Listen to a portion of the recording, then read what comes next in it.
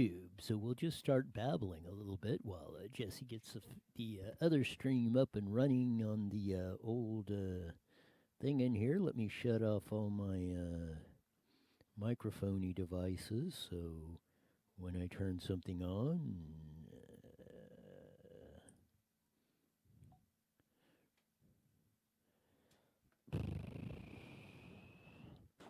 we'll do that. So,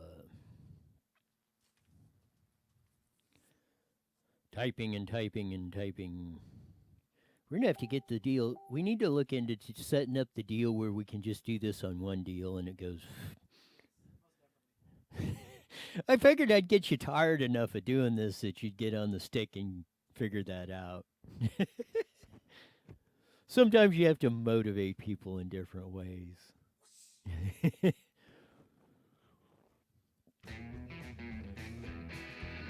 The Toyota San Bernardino Recording Studio presents IE Newswire Daily with Roy Bleckert. So sit back and enjoy the show.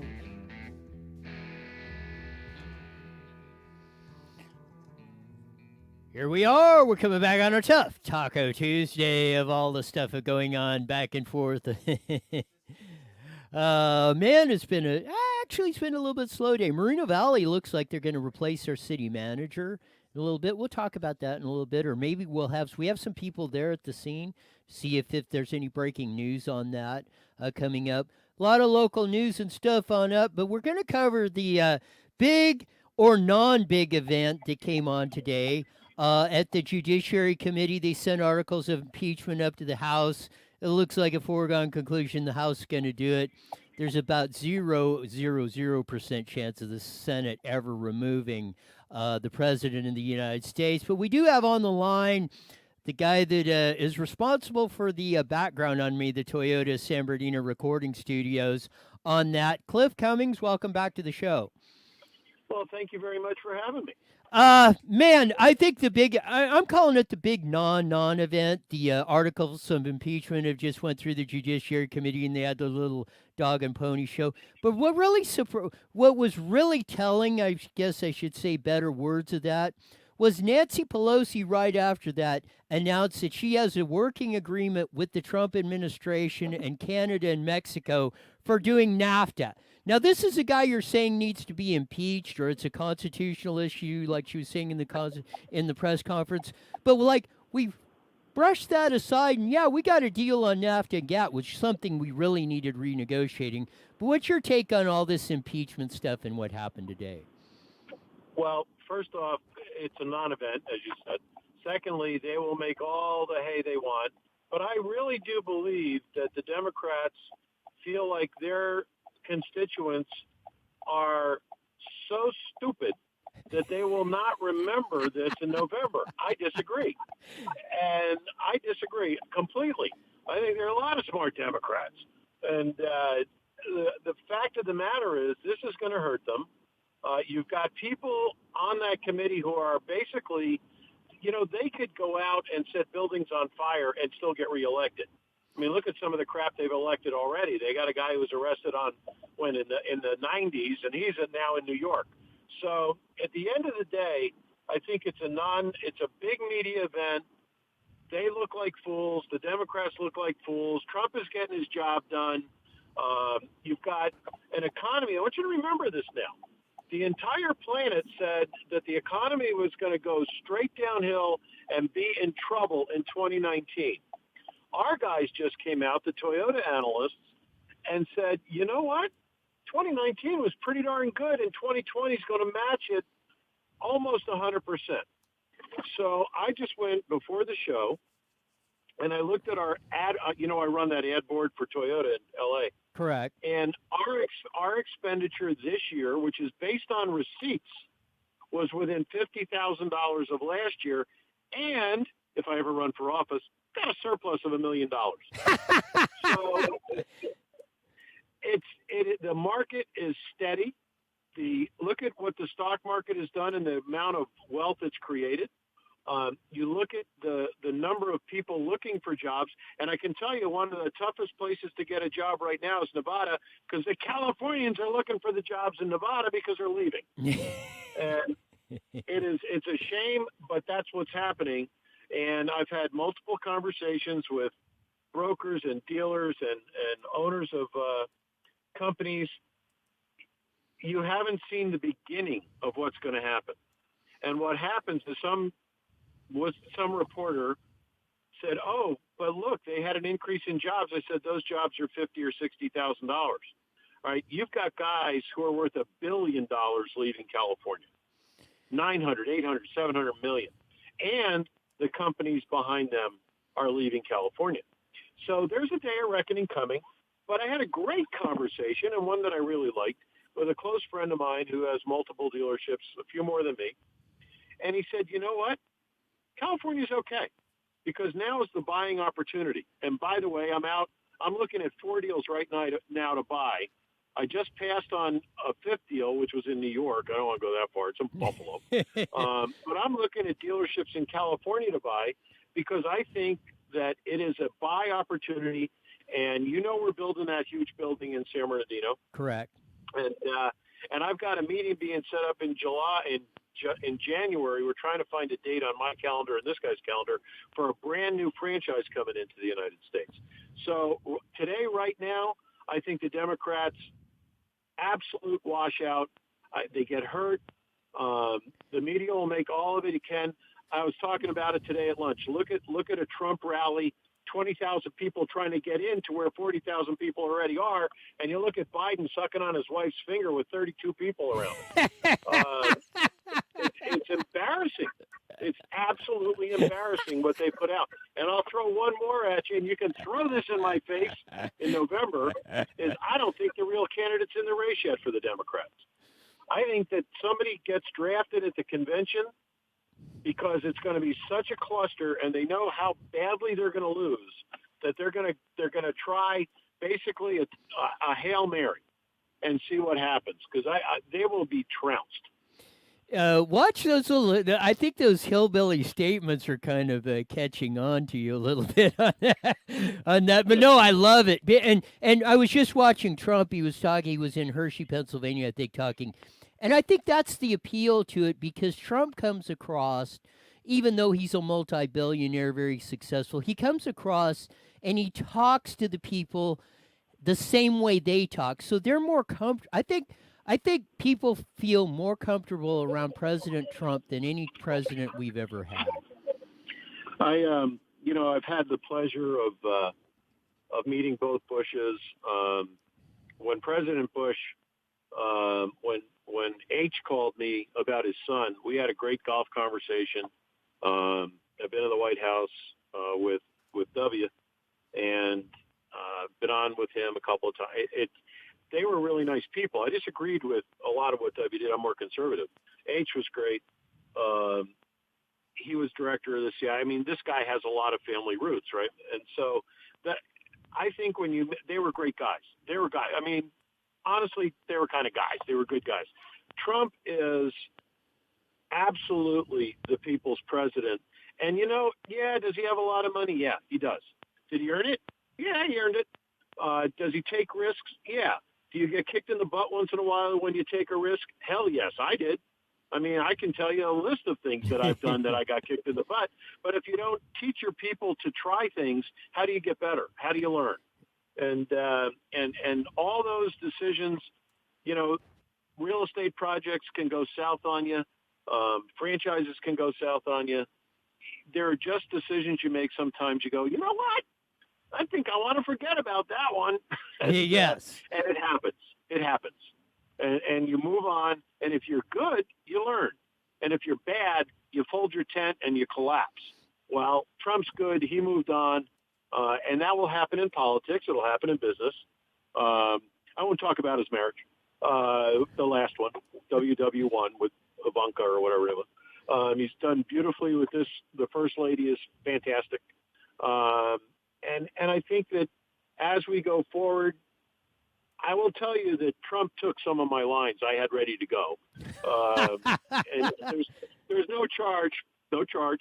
But it's funny because he says a lot of the same things I hear from my compatriots who have been very, very successful and are not willing to, and are completely willing to take on the establishment. And I do it every day with Toyota.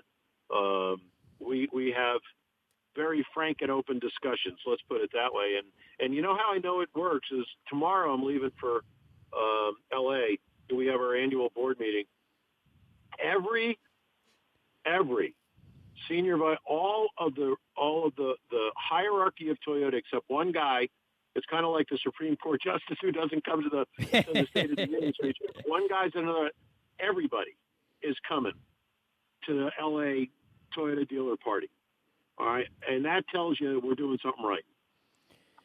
Exactly, and the stuff that's going on, and that's what Trump. I was watching some of his speech. He's saying, "Look at what's going on. I mean, everything is going great guns. There's opportunity. The only reason that in the United States right now, and even in California, as sometimes as bleak as things may be."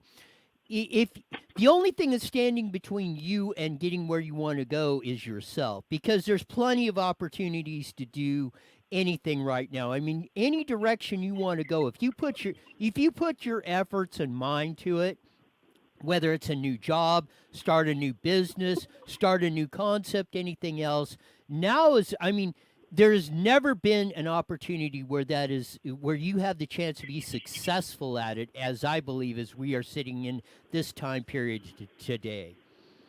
The biggest speed bump we have, there are a couple, but the biggest one we have is the state of California and the regulations that are completely onerous that they put on businesses.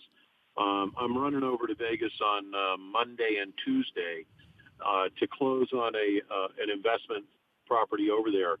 And in that complex, they sold 8 or 9 in the last month, and 7 have been to Californians leaving. I find it intriguing. I bought a couple of rental houses, and one was immediately soaked up before it was done by a guy doing business in California, but is finishing a project and going to be a Nevada resident so he can get out. And it's a big project he's finishing.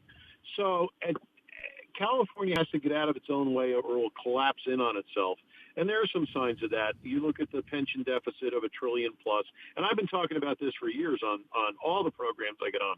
This pension deficit that Newsom and Brown and all of his other guys aren't talking about can absolutely buckle this state. And and I don't know if our listeners know, but a state cannot go bankrupt because they have a source of revenue called taxes and fees. So they can't go bankrupt. Cities can. San Bernardino did. Others have, and others will.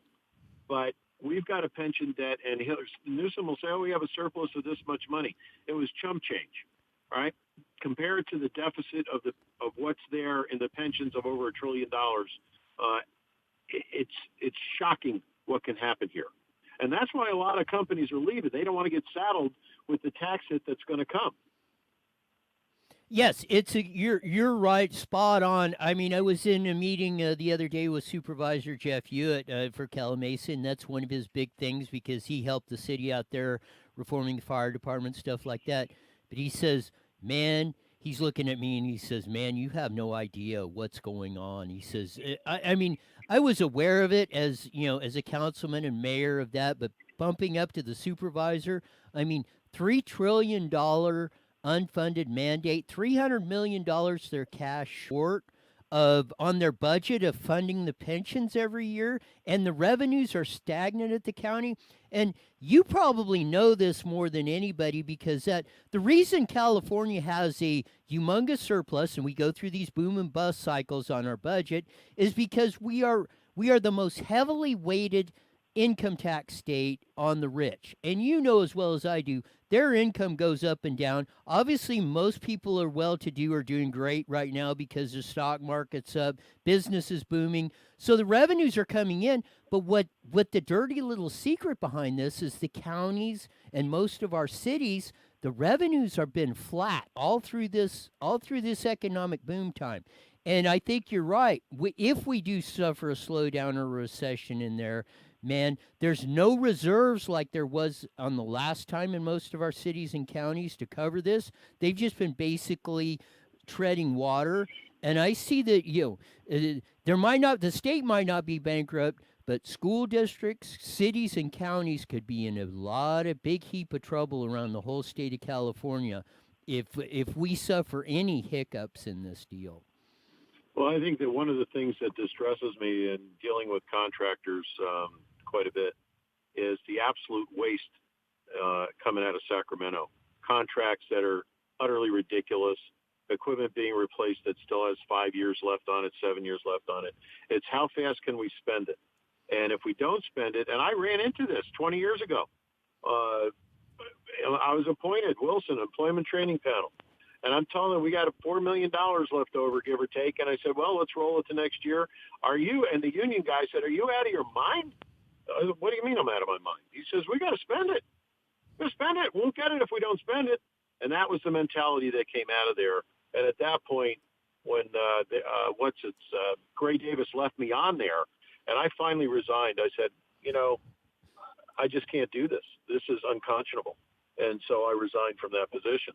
And I pity the taxpayers in California, but one of the things you got to keep remembering is that boom and bust may be one thing, but that pension debt, they've already tried to cut it. There was a court case in San Bernardino.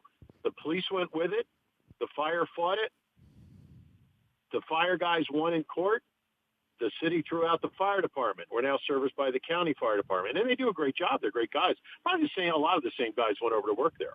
But when it comes to the state employees and all the county employees and the PERS guys, there is going to be a hell of a problem coming when this state doesn't have the revenue because companies are moving out. They're taking high-paying jobs out. They're taking long-term. Carl's Jr. started gone. Yep. Right. You can go Boeing gone. McDonald Douglas gone. Toyota. Okay. Took 4,000 people. Subaru's got about 16 people in their California office left, maybe 18. You can go down this list. Nissan went to Tennessee. So you don't have manufacturing, right? Hotel rates are going up, but now there's surcharges in Santa Monica on restaurants for environmental crap. So guys aren't going there. You want to eat? Don't go to Santa Monica. You're going to pay us. They're going to try to get it. It's optional, but how many people catch that? So the state is trying to peck you to death like a duck, and people have had enough, and there is exodus. You can see the cities. Now, I'm a contrarian. I think San Bernardino and the Inland Empire has got a big upside because there is no other place to go in California with affordable housing, with decent road system, with space available for businesses to grow. There is some room there for that. But under the regulations of the state, it is astounding to me how anyone puts up with it. I just read this, and then I read what can happen in Nevada or Texas or Arizona. And I'm saying, I had a conversation with a guy today. Why doesn't San Bernardino County, Riverside County, secede, become part of Nevada? You can move without moving. You and I have had this discussion. Yes. I've had it with Tom Del Beccaro. I've had it with Deb. I've had it with a lot of people who agree with me. And you got to have a Democrat Congress because they got to say yes to it in Washington. So we'll wait. We'll see after November. Hopefully, yes. We'll Hopefully 2020 will, what we were talking about earlier, and I agree with you. I think this has the biggest potential to backfire on the Democrats for pulling this. And yeah, I would love nothing. I would be the biggest cheerleader. I'd be out there getting signatures, going forward. If we could put Riverside and San Bernardino County into Nevada, because that would make Nevada a very powerful. That would have instantly, it would double the population, I think, of Nevada right off the bat. It would actually go more. I think Nevada's got 3 million. Yeah. And we got almost more, 5 between San Bernardino and Riverside County. So we would actually more than double Nevada's and give them a lot of clout. And I agree with you 100%. If the Inland Empire, San Bernardino, Riverside greater area had their act together, they would be working for something like that because, again, like you said, the growth potential for expanding is out here. We have the land, which you're not making any more of, but we still have plenty of land at fairly reasonable prices if you compare them to Orange County, L.A. or San Diego. Man, if we just had half of our act together, I think out here, in the next decade or so, we could make this a power base in this region of Southern California, whether it's in Nevada or here, like you've never seen before. Well, it'd be interesting to see how many companies move 2 miles into San Bernardino, Riverside County Yes. from Orange or from other, instead of moving 1,000 miles Yes. to Texas or 300 miles to Nevada. There would be very, very happy people, and think of what would happen with the property values of your house. Think of when all those people want to move out here, because it saves them 5 to 13.6% in taxes. You would have zero state tax, zero. Yes. Pay a little more property tax, maybe a little more, but incidental compared to what you're paying now. Yeah, the whole it would be like getting a raise, and I've said that.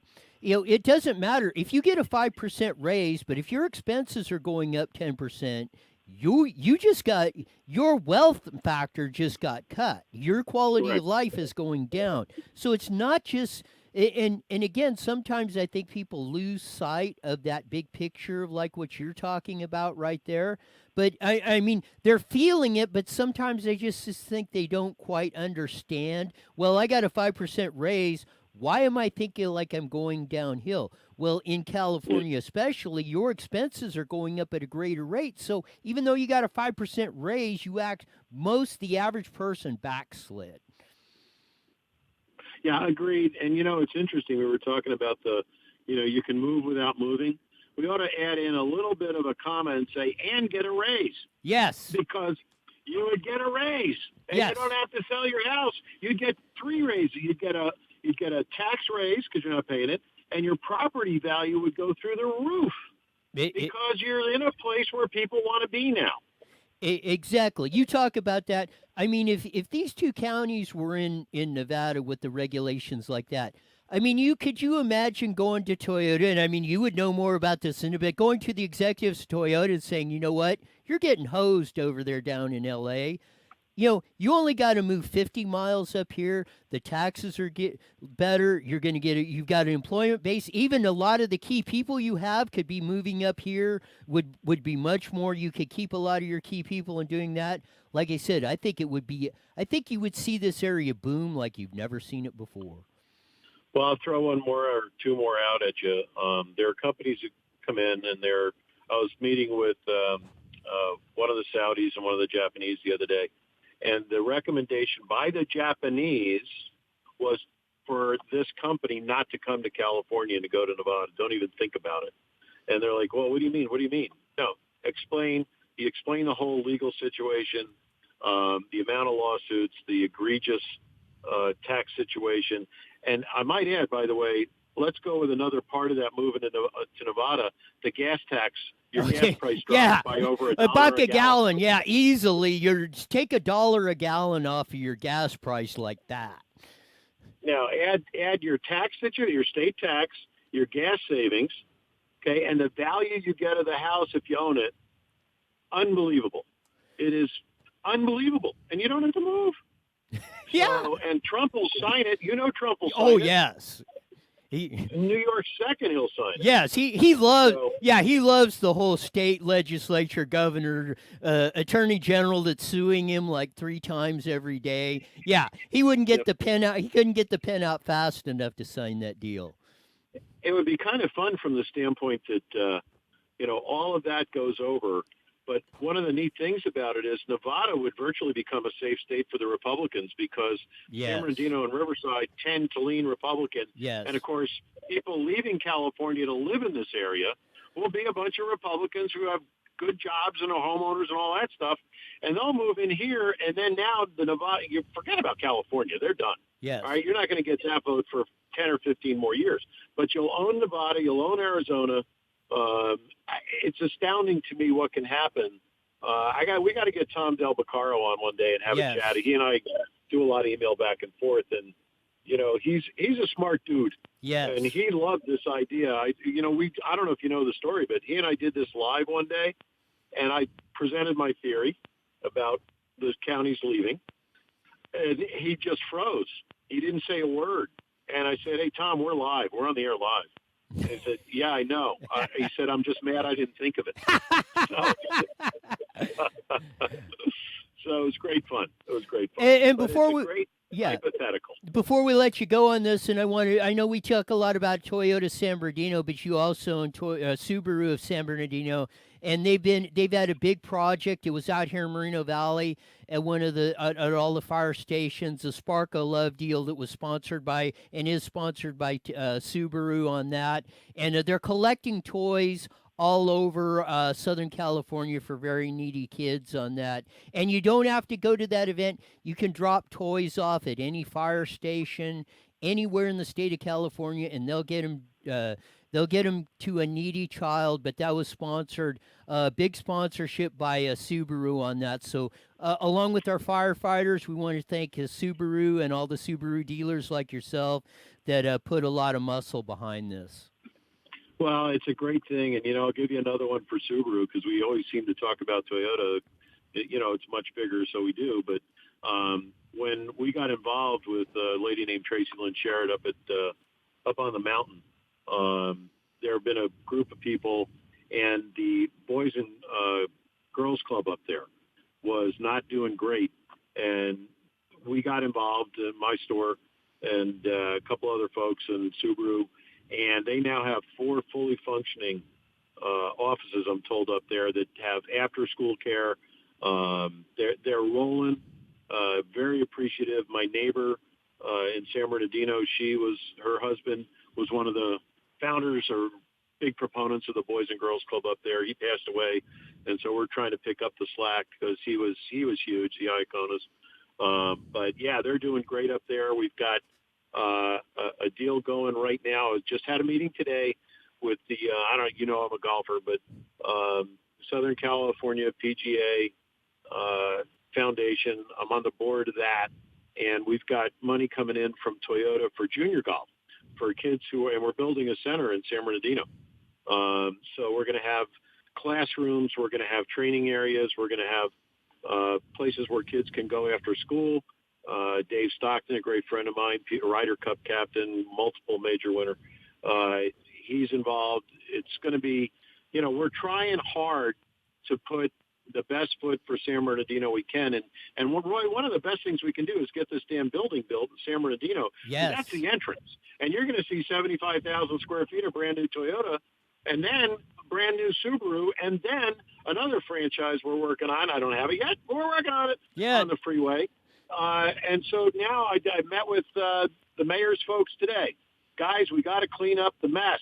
Yes. Get it clean and make it look good. So we're working on it. We're not going to quit. We just, you want to quit. I'm not quitting. And that's the attitude to take on that. We'll and we're gonna have to schedule a deal because I want to get more in depth of this deal with Subaru and the education stuff of that because our future depends on that, and that's a real important thing that we need to highlight and get more people aware of it and get support behind projects like this. That's how we will turn this deal around, I believe. Well, I agree, and we got to make sure our young people are taken care of. There's certain elements of a generation who are gone, not salvageable. Let's focus on the kids. You got it. Thanks for being on. We'll have you on again to highlight some more of this stuff because, like they say, there's never any shortage of news, it seems like, every day.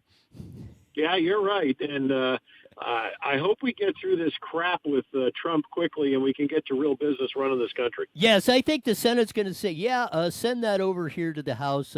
We're going to do this in about an hour and a half. We're going to have a little shindig, and we're going to take the vote, and then it's going to be all over. Well, you know what? I'm gonna go against you on that one. Okay. I think the Senate puts multiple congressmen, Democrats, on as witnesses. I hope they do. Because of their fraudulent trial, and I would have them out there in front of the public, and Nadler and his little group, I would be all over that. Oh, don't. and expose them for the farce they are.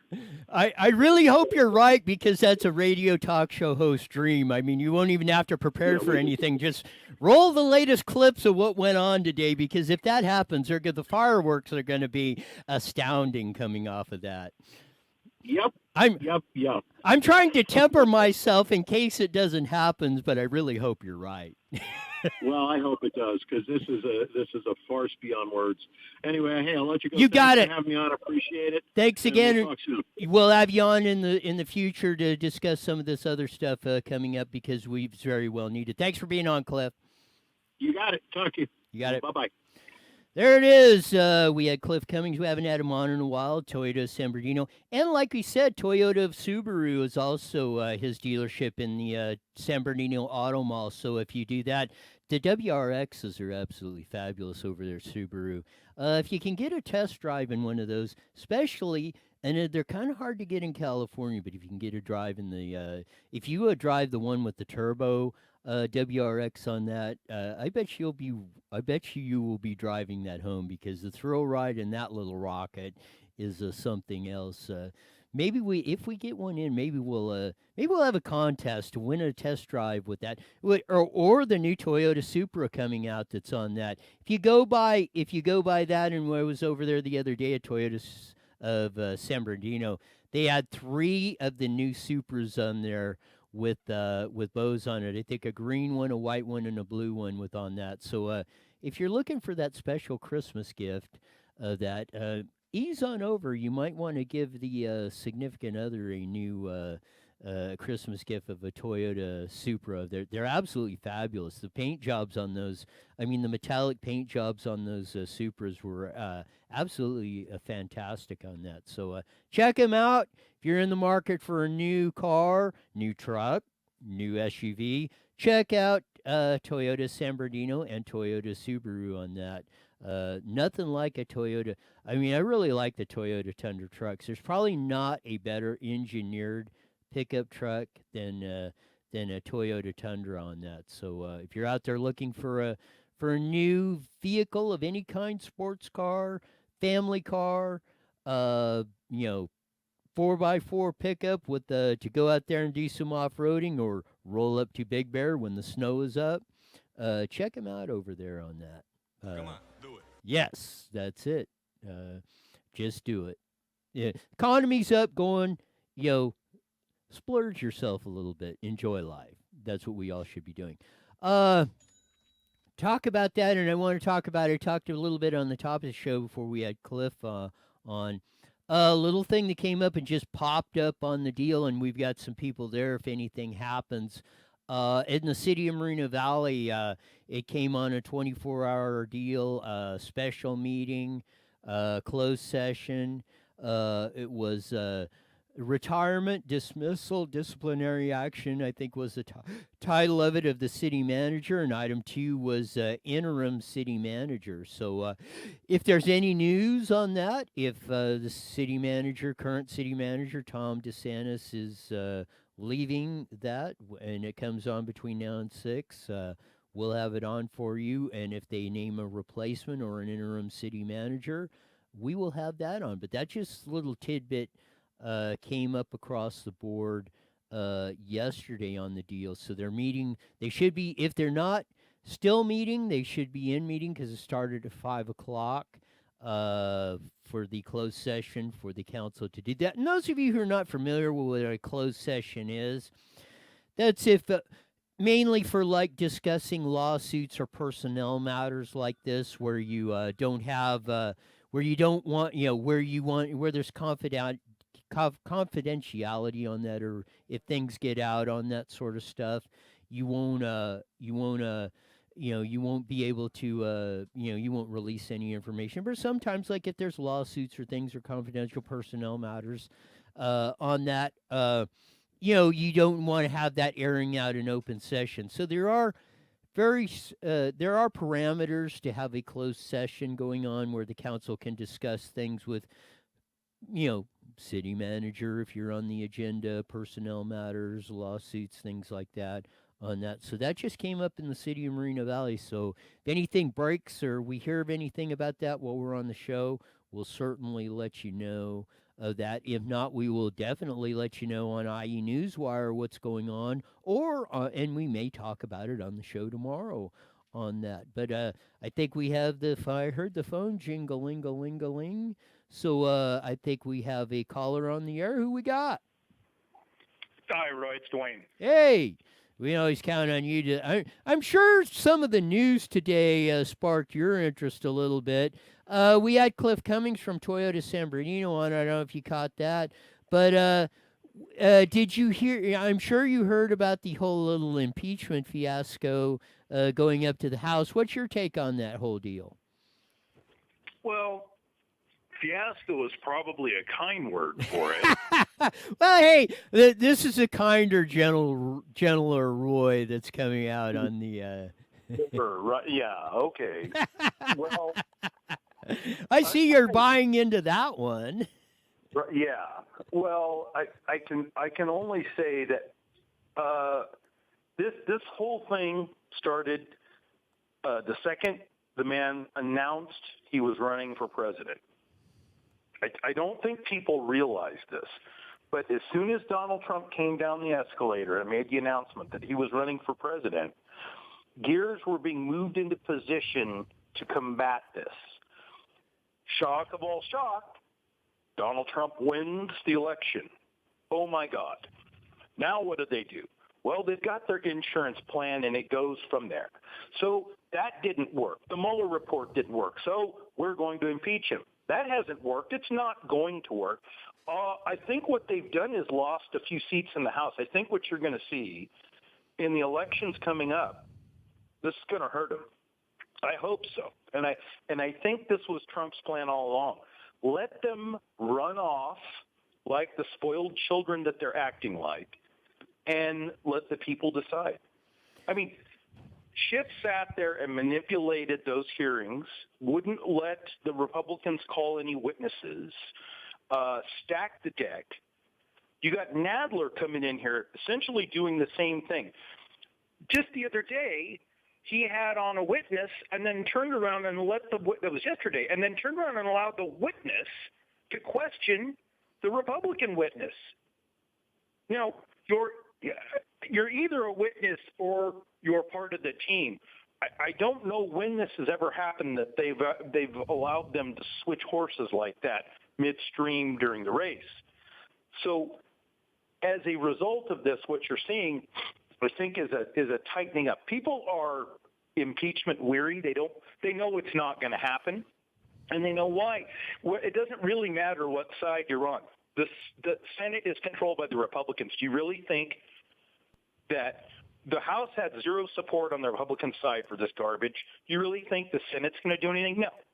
But I do agree with what Cliff said. I hope that they drag this out and call that sleepy-eyed, dozing Nadler up there.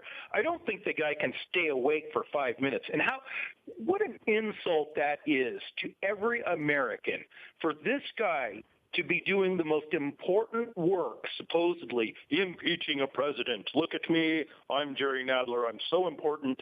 And he falls asleep during the hearing. And nobody catches this. To me, there ought to be a censure vote on that jerk right now today.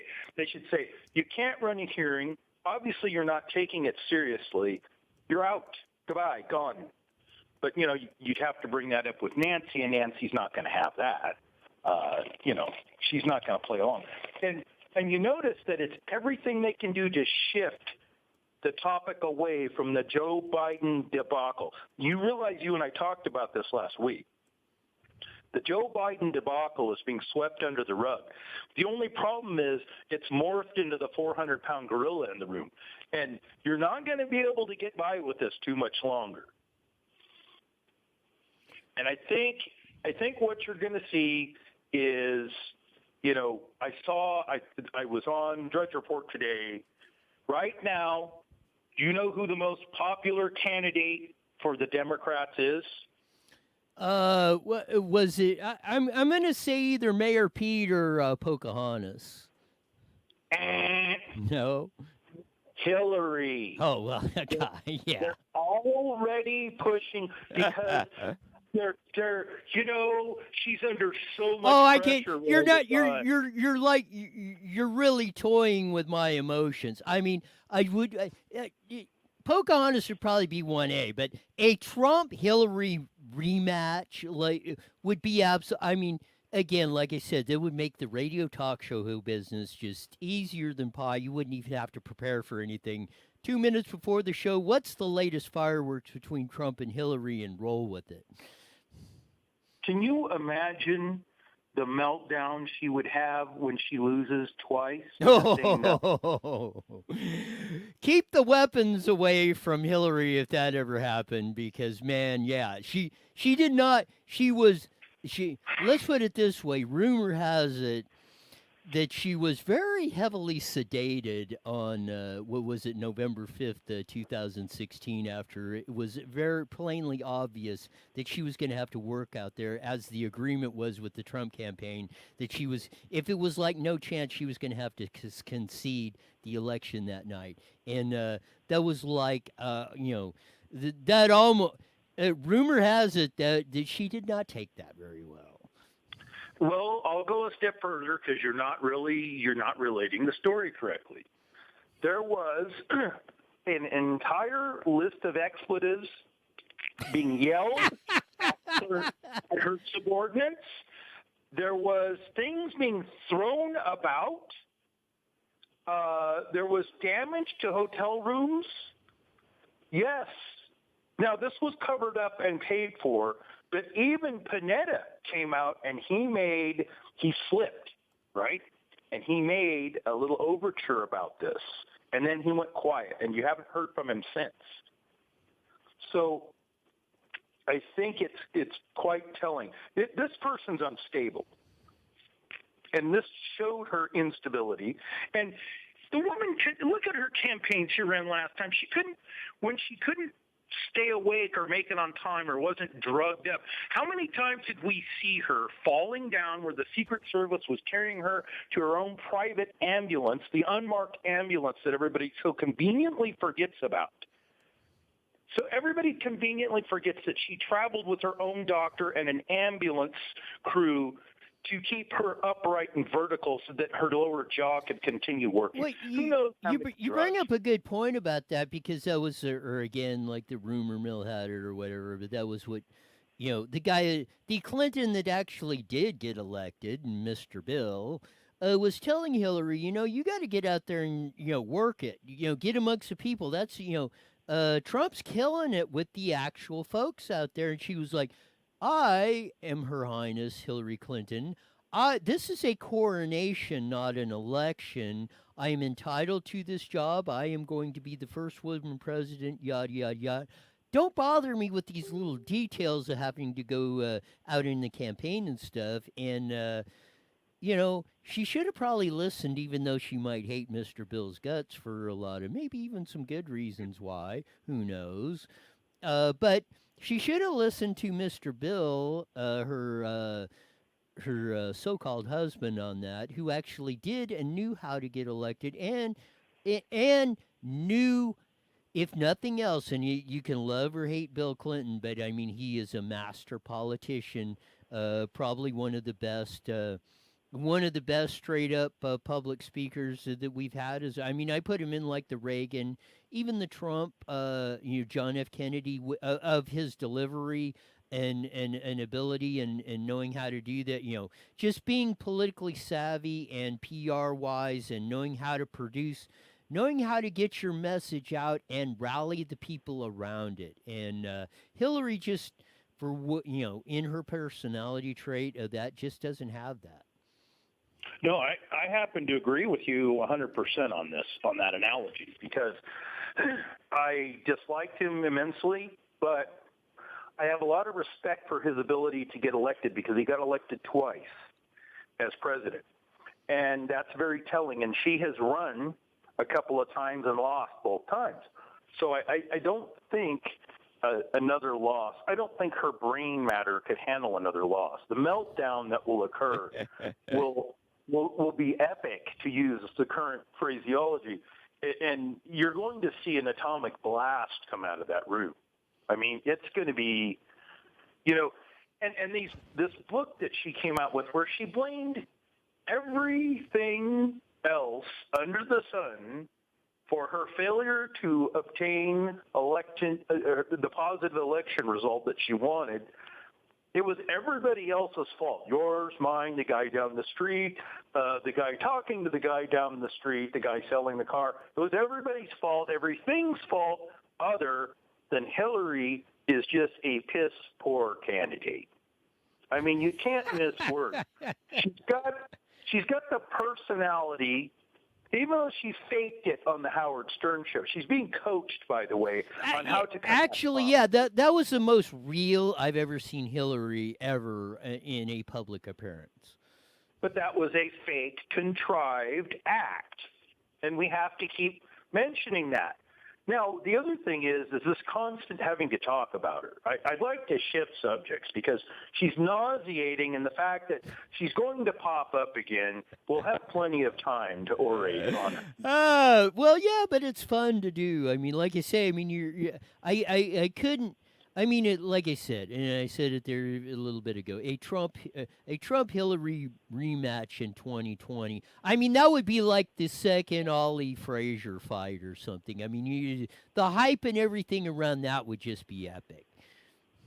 No, Roy, we want you to work for a living, okay? No, no, that's no. I'm looking to cruise through life and that as easy as possible. I don't have to work through that stuff. I like that. Yeah, that would be instant ratings for everybody. Yes. I don't care what side you're on. Yes. So enlighten me a little bit. I heard the intro in here. Talking about your local area there, it appears that your city manager's got a problem. Yes, or something's up because all of a sudden, man, when you see a 24-hour deal, like no explanation, nobody was talking about it. No, well, yeah, in 6 months or 3 months, I'm getting ready to retire. Like when you see it come on a closed session like that your city manager's retirement, dismissal, disapproval, which is kind of a deal, and then interim city manager is the second deal on coming up. I mean, that just raises a lot of red flags, and this is very similar, which we did about 4 or 5 years ago when they got rid of Henry Garcia, which was our city manager at the time. Like, boom, it's just like one day he's here, the next day he's gone, like, and that. So it just all of a sudden hit. Everybody's kind of like, I mean, it just started like when we mentioned it on the show because they did it like right at the 24-hour or just before they posted the agenda on that, which is like a law on that, or like the law. They can do this kind of stuff, but they do have to give 24-hour notice of a meeting because it is technically a public meeting, but they're in closed session. They really, as I did it on the deal.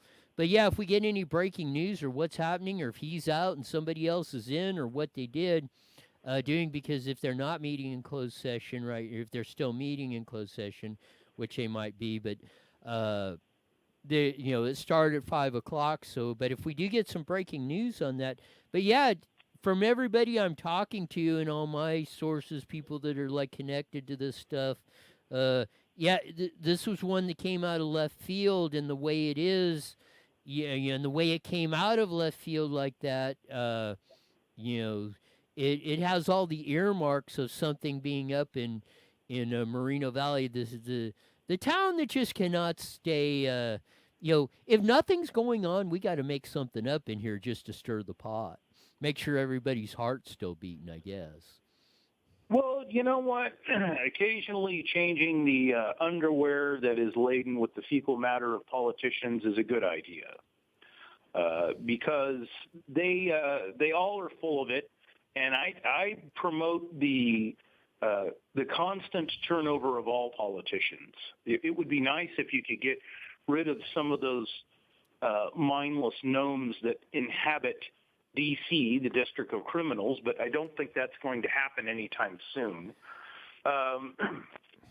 It will be interesting, though, to see where that goes. I'll be tuning in tomorrow to see what the outcome of said city manager is going to be. But going back a little bit to the sham investigation. Well, I want to stay with that because I don't know if you listened to Cliff on that about, and he came up with the idea of San Bernardino, Riverside counties going to Nevada.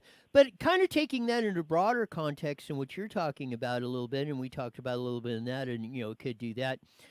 In Moreno Valley and stuff, and a lot of San Bernardinos went through, All-American City in 77 to bankrupt a couple years ago and trying to clean up and all the problems that are going on there. We had the corruption investigations and all the turmoil that was going on here and a lot of stuff. But really, if you want your community or stuff to be like a place where people want to come, you have to make it attractive to them, like Cliff was saying and we were talking about. What if, let's just say the hypothetical, let's say we snap the fingers and all of a sudden Riverside and San Bernardino counties are in Nevada, like we talked about. What if Toyota, and I know you're familiar with that because, I mean, the Toyota building, or maybe it was the Nissan building, and there were another one but it was right by Ascot. You used to see it, 87 stories in the air like that. Their headquarters are gone too. They moved Tennessee to Texas and all over the place. But just think about that, all these big companies that are moving out, for the gas prices, the high cost of living and stuff like that. What if like a headquarters like Toyota, and they made the decision, they're going to move out of the abyss of LA of that and move somewhere else. Well, let's say Riverside and San Bernardino County were in Nevada. Oh, you can come here to Nevada, no state taxes, your tax bill, regulations. We'll have your permits up and running in 3 months. Your gas prices for your employees will drop by $1 a gallon just by driving. And you're only going to have to move 60 miles from where you're at instead of 1,500, 2,000, 2,500 miles. You can keep a lot of your key employees doing that, coming up here, da-da-da-da-da. I mean, just think of the potential. Like I said, if this area, because I don't know, I think L.A. County is probably, foobarred, blanked up beyond repair, instead of why a lot of people are moving out of that. But just think if a lot of these companies could come just like across the street from them into an area of that to build it up. Imagine what a boom Riverside and San Bernardino counties would have if that regulation, if those prices, like Cliff said, you're like getting a 20% raise by just moving across the county, moving across the state line, which is only 30, 40, 50 miles away. It's a very attractive hypothesis. I don't see that happening anytime soon. I mean, you probably have a better chance for the bullet train to actually get built and go somewhere. Don't say that. They might want to prove you wrong on that and actually dump more money into that abyss. Yes, but no, it does raise. It raises some serious questions about the leadership in that state and where they have taken the state. And when I lived there growing up, it was the best place to grow up. I can tell you, the quality of life was very good. I mean, we had racetracks around, we had, museums, we had amusement parks. I mean, everything was 30 minutes away or less. And it was a good place to grow up. It was family oriented. It was a fun place.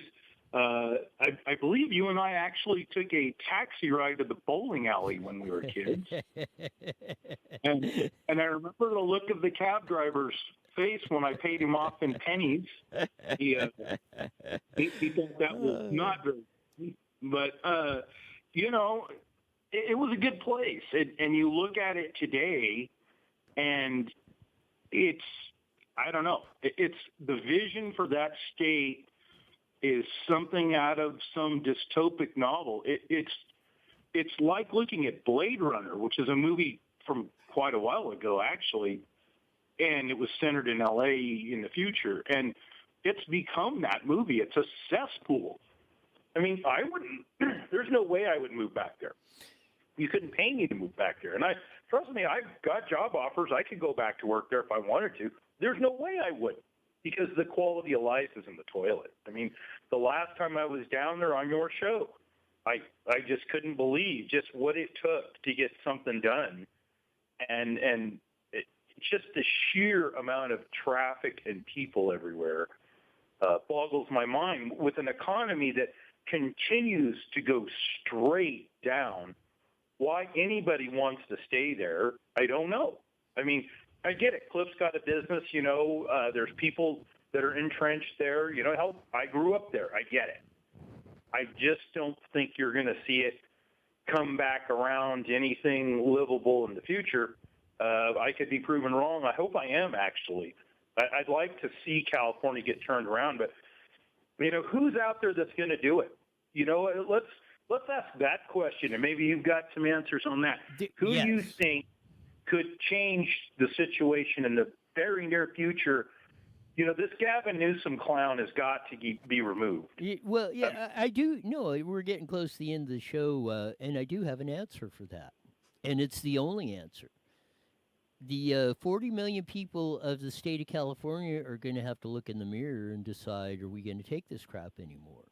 And that's the bottom line of it. I mean, you've seen sea changes nationwide, the Trump deal, California, with the, with many elections. We've had recall to governor recently over that.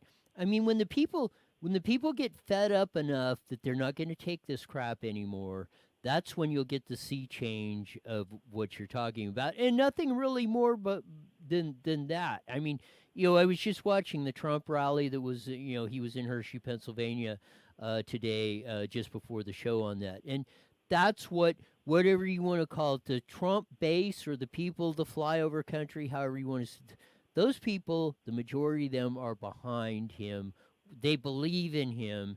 They see what he's doing and they see it working, and they might not understand all the aspects of it, but they're going to back him 100%. That's why this impeachment thing has the great potential to backfire on the Democrats. Even some of the Democrats in the House, a handful of them, maybe 10 or 12 of them, are saying they're not going to vote for him, or they're considering not voting for impeachment on that. You may get one. We may get one Republican on that, but you're not going to get 67 senators to remove Donald Trump. That's going to be no way. And we're going to wrap it up here on that. But we'll have to get into the story one day of the great taxi cab ride. That was our common grandfather. That was one of his favorite stories. He used to tell that story about us to everyone he knew. So that was a very he probably got the biggest kick out of that at all. But that's a very fascinating story,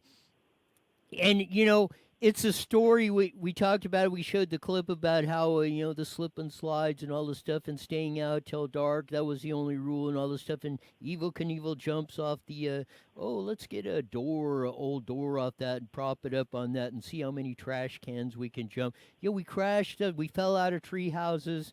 We fought. We survived. It's all that stuff. I think maybe not saying that was 100% the right way to do it, but I think that pendulum needs to start swinging back the other way compared to some of the other stuff's going on. Great to have you on, Dwayne. It was great to get touch base with Cliff again and get his insights to what's going on. We'll have him on in the future. And we'll start, again, we got some exciting announcements coming up the show. We're going to start cranking it up, warming you up for some bigger and better things coming in 2020. Stay tuned. This is going to be the place where not only you're going to get all the news and maybe some direction how we're actually going to come up with some positive change on some of this stuff. So till tomorrow when we come back on Wicked Wednesday with Stephanie on that, and talk about, because there's never any shortage of things to talk about, mandatory you're back here in 23 hours. See ya.